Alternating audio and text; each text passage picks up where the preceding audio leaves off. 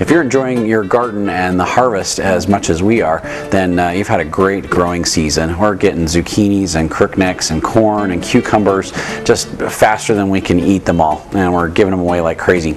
But it won't be long, we'll have a little bit of frost, and that frost is going to take out the tomatoes and the peppers and the squashes and the melons and the cucumbers just with the first light frost. So there's some things that we can do to try and protect those plants so that you can extend your harvest and have them stick around a lot longer.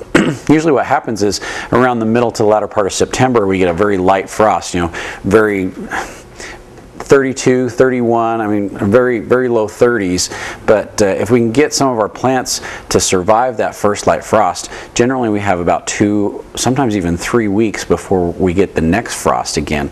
And so if you can get your plants to survive that first little light frost, you can almost have another month's worth of harvest that you can enjoy through the rest of the fall. And so it's very important that we can protect those plants and keep them going instead of just letting them die off with that first light frost. Basil, for example, this particular one right here, it smells so good, and would love to protect my basil plant, keep it producing for a little bit longer.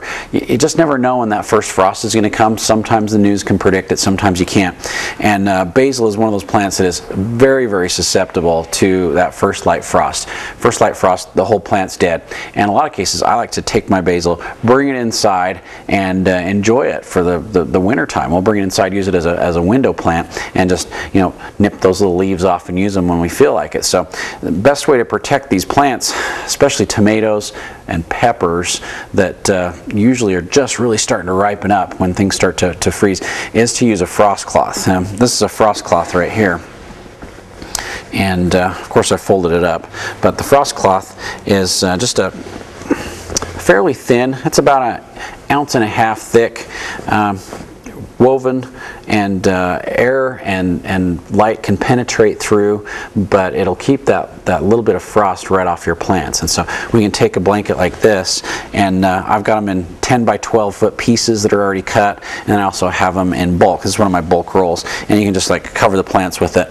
The frost cloth works the best when you have something supporting it so it's up over the plant and not actually touching the plant. So it's really best if you can get a wire or a couple of wires or a tomato cage or something and put it over the plant, and then put the frost cloth, the blanket, over the top of it so that it's not touching the plant. You need that air pocket, and a lot of times when the frost settles on your covering, whether it's plastic or whether it's the fabric like this, that frost will penetrate through and it'll damage the plant right where it's touching, but other parts of the plant will be okay because it has that air circulation going on in there. So you really need the protection not touching the plant, and that's when it's going to be the most effective. And this is fairly inexpensive. We can cut off any length that you want on our bulk rolls, or you can get these 10 by 12 pre-cut pieces, and very easy to use and put over your plants. You can even use like rings or hoops or whatever. So, but the product that I like the best, because it's the most effective and also the easiest to use, and you can use it preventatively instead of waiting for something to happen, is the freeze proof. Now the freeze proof is about 3 or 4 different materials that they've mixed together. They'll actually make your plants survive the frost better than they would even with a covering or a hot cap or a frost cloth or anything over it. You just take this and you just spray your plant with it. You want to try and coat all the surfaces, top and bottom if possible. What the freeze proof is basically antifreeze for plants. It will lower the freezing temperature of your plants by 4 to 8 degrees, and by lowering the freezing temperature of the plants, instead of your basil dying at 32, it's going to be good down to probably about 28 degrees, which is better than what a cover would actually do for the plant. With some of your hardier plants, it's going to give them up to 8 degrees, so instead of freezing at 32, they'll freeze at about 26, 25 degrees, and it makes that much of a difference. It comes in a ready-to-use bottle. This will cover about 300 square feet of plant material, which is roughly about 300 basil plants about the size of this, and so it goes a long way. It does come in a concentrate also, and this concentrate you mix up in water. You'd use your own sprayer, mix it up, put it in the sprayer, and then spray your plants with it.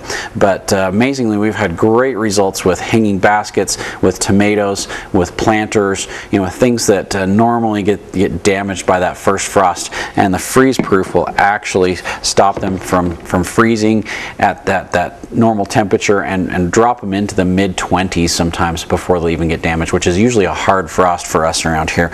So the freeze proof won't do any damage to your plants. It won't affect the fruit. It's totally safe for you to use on any of your edibles, and then when you're ready to use it, just go ahead and wash them off. And the great thing about the freeze proof is it lasts for about 4 to 6 weeks on the plants, and so you can spray them mid-September, early September, and have it last until October or even later, and protect those plants during the time where we could get an unexpected frost at any time.